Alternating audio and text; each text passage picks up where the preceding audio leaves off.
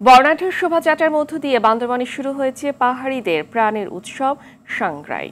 উৎসবে পানি খেলার মাধ্যমে পুরনো বছরের সকল দুঃখ কষ্ট গ্লানি ধুয়ে মুছে নতুন বছরকে বরণ করবে তারা।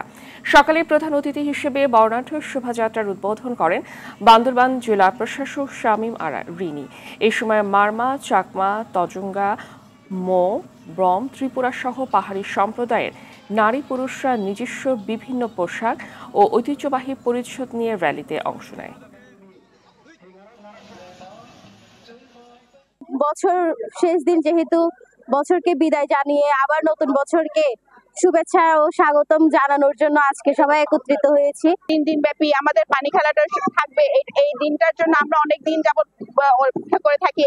সবার আগে আমাদের এই ক্ষুদ্র নৃগোষ্ঠীদের অবস্থান নিশ্চিত করে শোভাযাত্রা, আগামীকালকের আনন্দ শোভাযাত্রাও অনুষ্ঠিত হবে।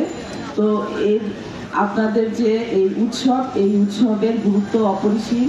পুরো পৃথিবীতে আমাদের এই কালচারাল যে বৈচিত্র্য আপনাদের এই উৎসবের মাধ্যমে নিশ্চিত হয়েছে।